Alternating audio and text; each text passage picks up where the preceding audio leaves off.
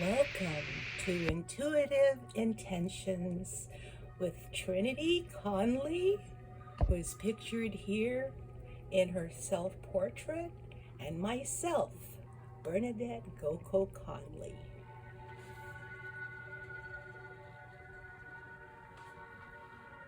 Hello, Trinity.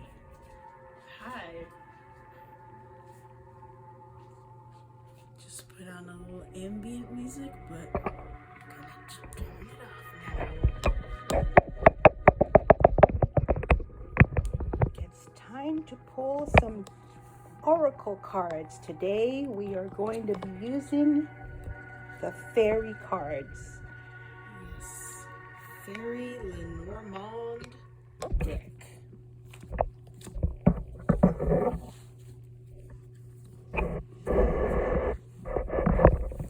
It comes with this book to guide us in the meanings. So, how many cards do you think we should pull? Because with this deck, the Lenormand deck, it's actually traditional to just pull all of the cards, and it's the sequence of the cards that Let's do that. tell you to pull all of them. Yes. Okay.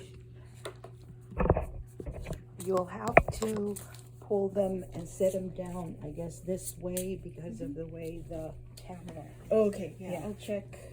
Can you tell us a little bit about this gem here?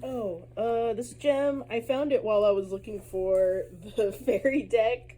I don't know what I don't know what it is. It might be fluorine or something. Yeah, it's I don't know, very but it's smooth, and it's got this a lime, I guess, color, a little pastel green. It's very beautiful. We can set it up here. That, yeah, I had it there as like a place marker. I had it wrapped in a black cloth because I read or learned that, to keep the charge of a crystal protected from anything, like any kind of work that you'll do, to keep it charged as is without resetting it by whatever energy work you're doing, that black cloth blocks it out so that it stays the same. So I honestly don't remember what intention I charged it with. I see. So many months or years ago. Okay. So I think it's gonna influence whatever we pull. Definitely. Let's use it. Okay. So yeah, we'll probably have to use my whole bed as the view. I'll do four across grid. All right. Okay, so first card is 24. It looks like a kind of like a lover's card. Okay. And then we have the dog. It symbolizes loyalty. 18.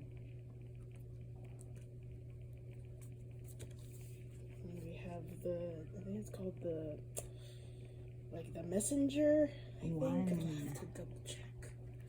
I haven't looked at these cards in a long time. This one is the sun, I think. 31. And we have the key. This is my favorite card. That is so cool. 33. 33. Oh, maybe I should do 4.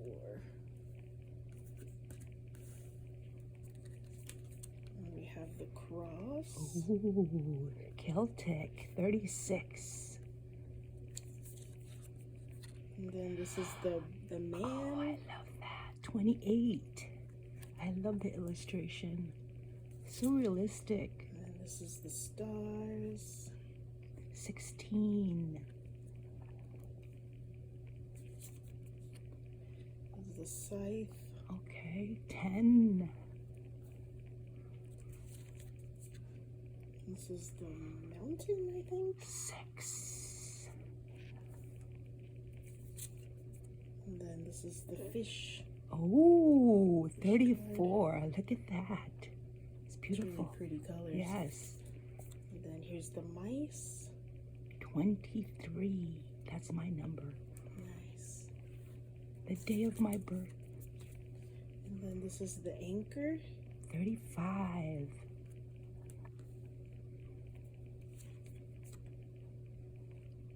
Oh, This 9. Is, flowers, the garden, or something. I'll double check. Then the book. Ooh, wow, grimoire. 26. And then this is, I don't know what it is, but it looks like 11. like they're bickering or something.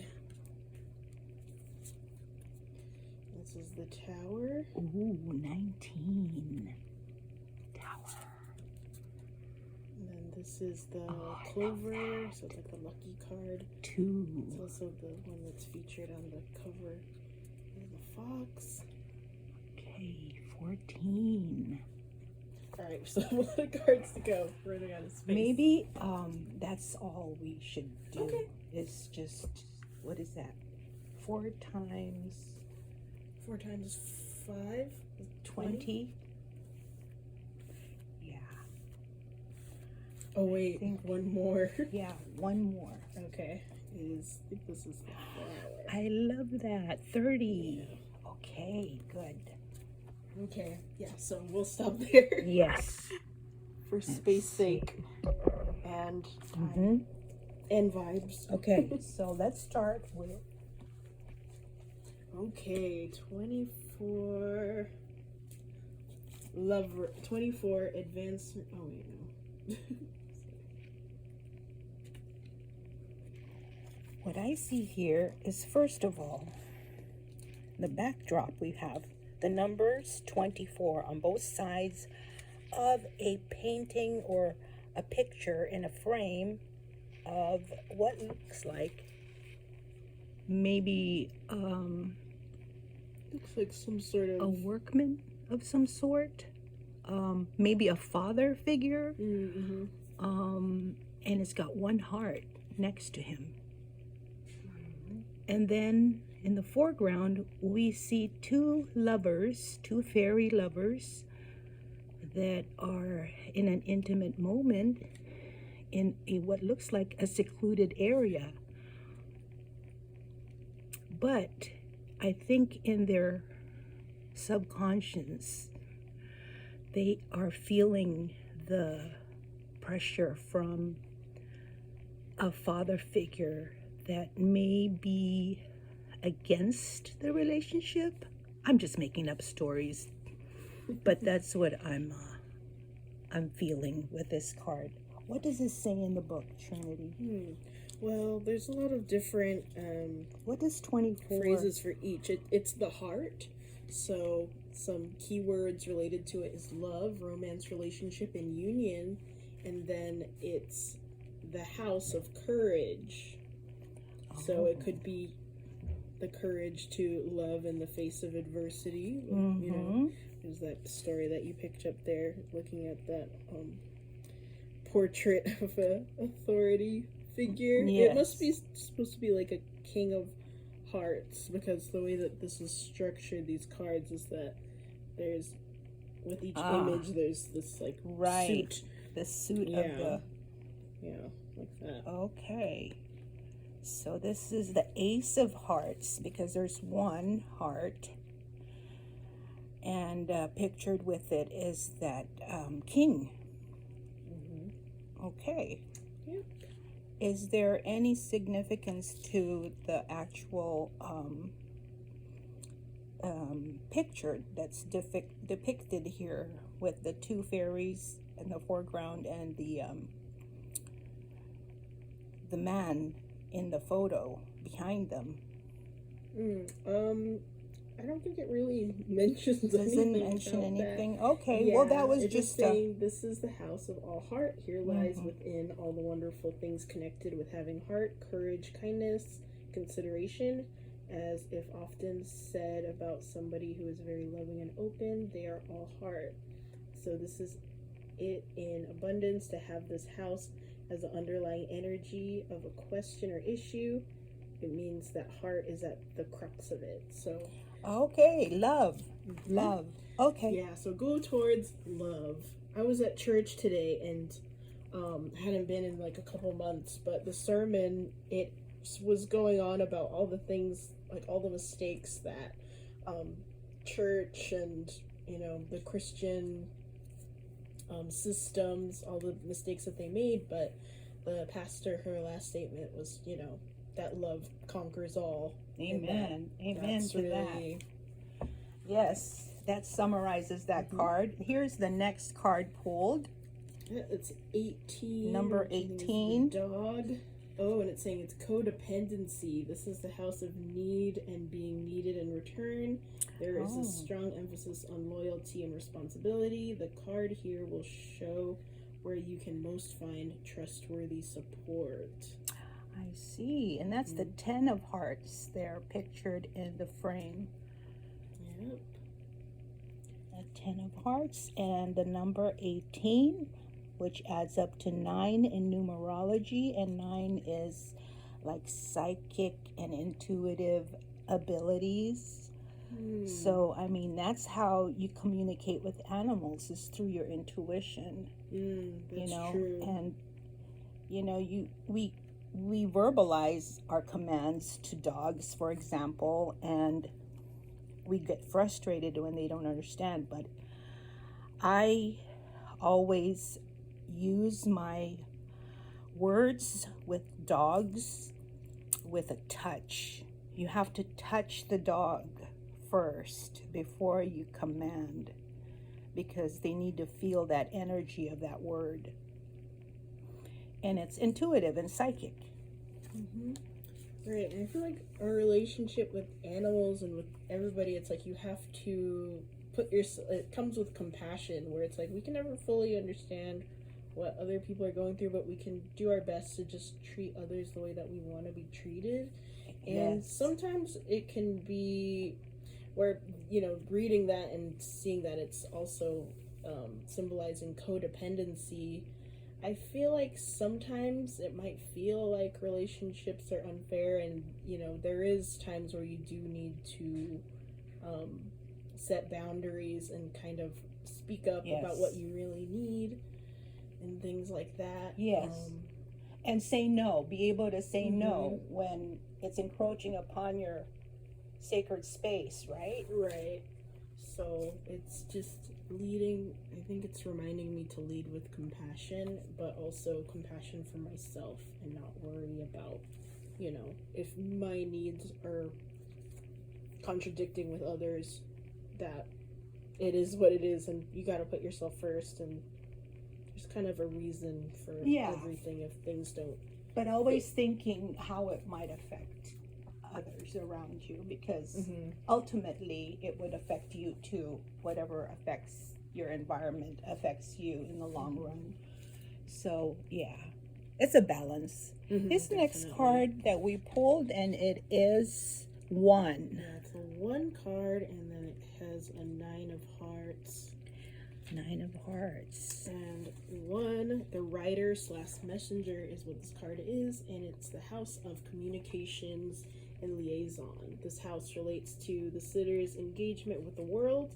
It can indicate the message that is being transmitted to the world by their behavior. Interesting. And this is a fairy riding a stag. And the number 1, meaning I, me, my, all first person, like ego. It's kind of making me think that the message there is to not be afraid to jump out of the gate and just say exactly what you're feeling, even if you think it's not appropriate, or it just kind of will disrupt the flow of things, because sometimes those disruptors are necessary for something True. better than you imagine. Yes, like happy accidents. It's definitely, I think it's calling for let in those happy accidents, or things that might seem awkward or off kilter, that, you know, you might think is a mistake. It might be just what the moment calls for. What it calls for, right. Don't be afraid to just go with the flow. We got 31 as our next card.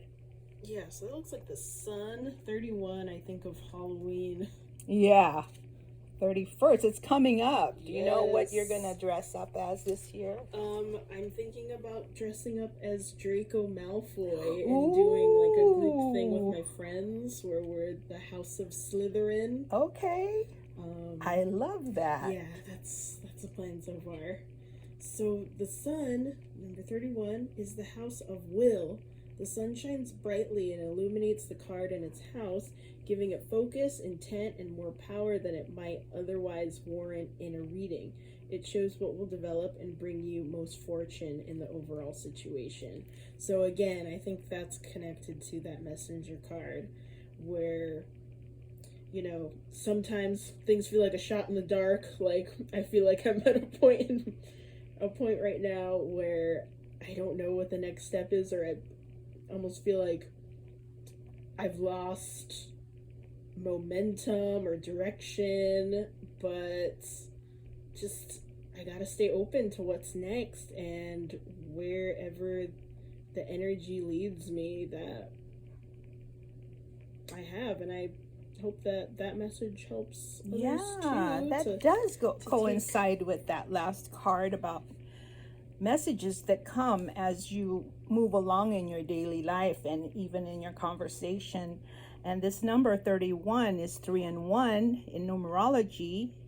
You reduce it to a one-digit number, which is 4, and 4 is signifies security and stability. Yes, like 4 legs on a table, just like that diamond pictured there in the frame. Ace of diamonds, right? It's got 4 sides. It's very stable, and diamonds are very hard and solid. So yeah, very cool.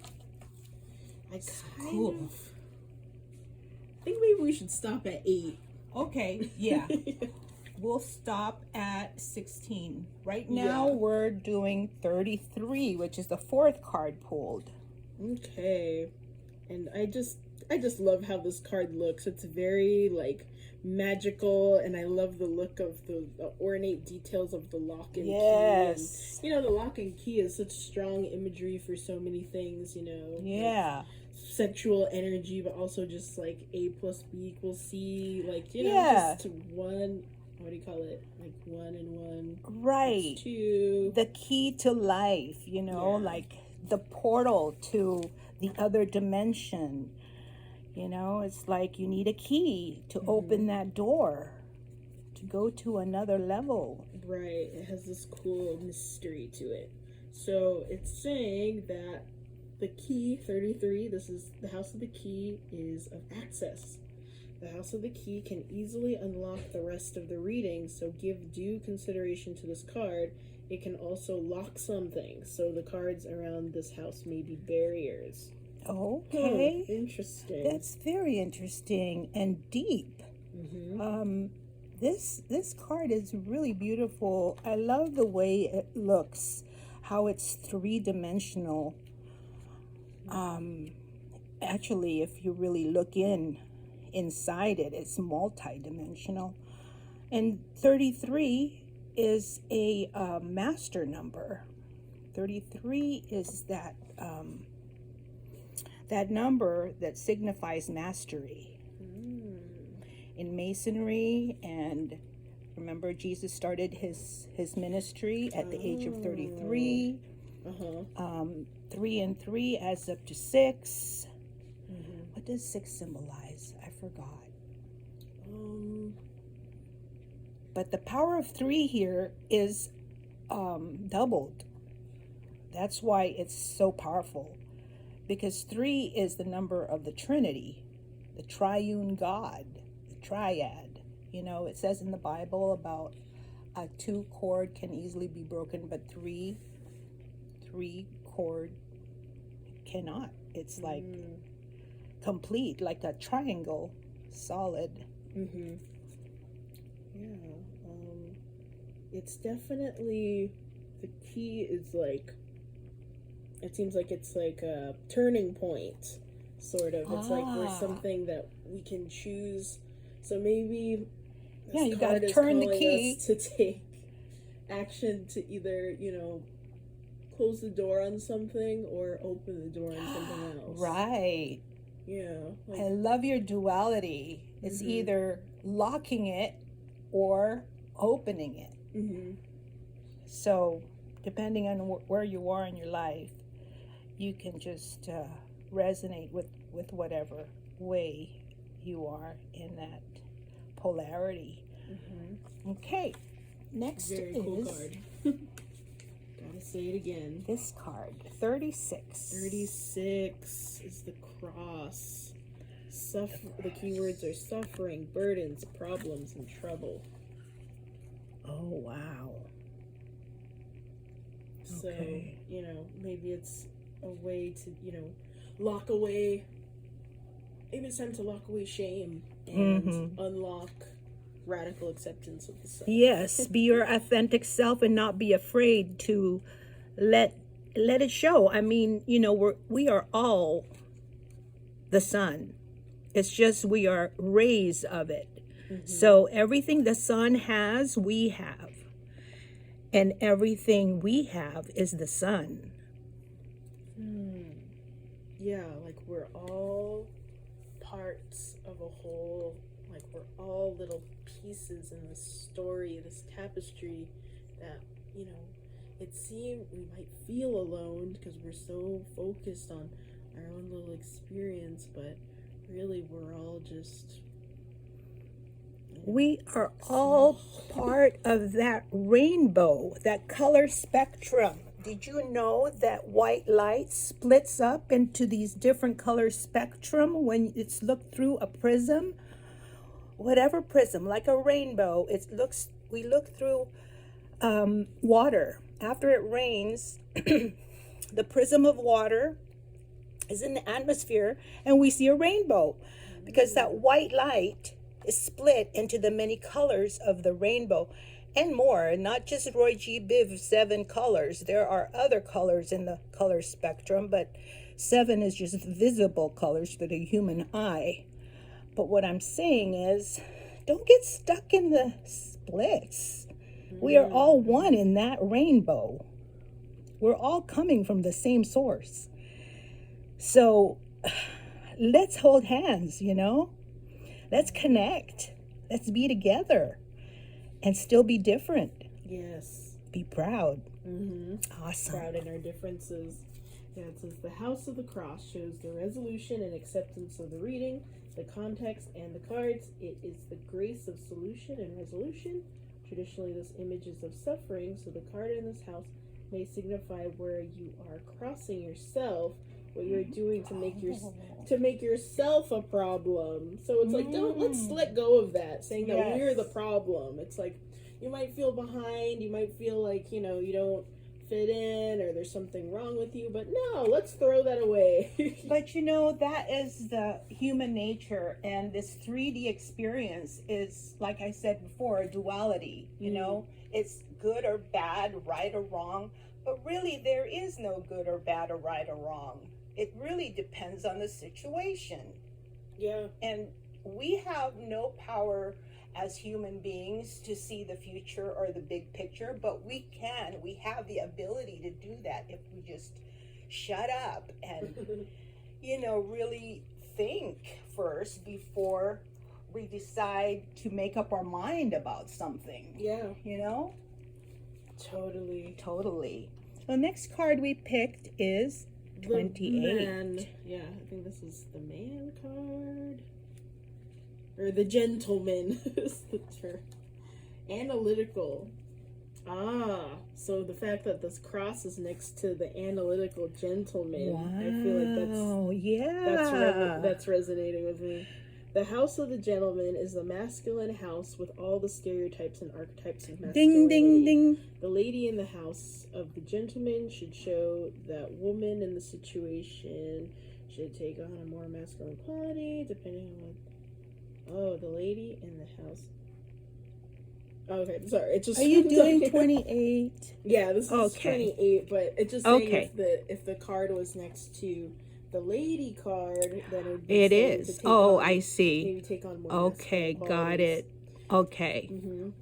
All right. Yeah, and then... That reminds me of what we were talking about how we pass on our feminine and masculine qualities. I've been thinking about that a lot. Really? And how it's like, what does that even mean? But it's like, you kind of get it, because it's like, we have been programmed to think like, oh, this is girl, this is pink, this is boy, this is blue, this is this or that, like this dualistic thinking. Stereotypical. But really, it's like, yeah, like all we are comprised of all aspects. Yeah, and it's like there's all this, you know, talk about, you know, the debate about non-binary and, you know, the kind of deconstruction of gender, but it's like this is kind of stuff that we probably should have always been aware of. Yeah, I mean, there's so many variations and variables involved, but you can't argue with genetics. You can't argue with DNA and how it's passed on from your parents and how it's passed on from your grandparents and their parents and their parents and their parents. I mean, karma works the same way. You know how they say there's a curse in the family, you need to squash it. It's handed down, and you can't argue with that. That's another aspect of who you are, is your DNA. And we were talking about how when I was single and by myself, it was just my DNA, and then I got married and two DNAs got put together. I mean, I was always thinking, you know, who am I really in this world? What is my identity? You know, and when I got married and had kids, all of those internal questions were answered, because everything that was inside of me became external, and I can actually see it with my own wide open eyes and observe it and study it and say, oh, she's got my male characteristics and she's got my female characteristics and he's got my, you know, like, you can just like study it forever. I mean, I'm just using that as an example to explain that whole idea of, but it's so many more. So many more. Seriously. Yeah. It's amazing. Because, yeah, it's like we are parts of, where we came from, our heritage, you know, the generational gifts and the generational traumas and everything. And it's hard, because then you feel like, oh, this is just who I am. And you might feel limited by that. But anything's possible. Anything's possible. And here is our last card. What a beautiful number. 16. That's 4 times 4 or 8 times 2. Those are my numbers. 4 squared. And we're only going to do 8 today because we're going on to 30 minutes. And we got to cut this down to and the rest of this oracle journey, we can talk about it some other time next week. Yeah, but we'll probably do a different shuffle. We'll do another shuffle. So the 16, this is the stars, and it's the house of creation, the house of beginnings and endings. With the death of a star comes great brilliance. The card here in this house shows where you can find your way, particularly when compared with the card in the house of the ways. I don't know what the house of the ways is, but this is cool, because it's kind of like at the end of the day when you look out at the stars and remember how small you are, but also how big you are, because you're a part of that galaxy. We're stardust. If you look in a microscope, a giant one, and look at us, we are made out of stardust. You know, and we came from the earth. All the minerals and chemical components of the earth and the stars are all inside of us. And here we have 16, which adds up to 7, 7th heaven. Look up. Be encouraged, because you are more than what you have become. Yes, that's a good note to end on. It's true. Just stay positive and look up. Yes. So, namaste. Thank you for watching. Peace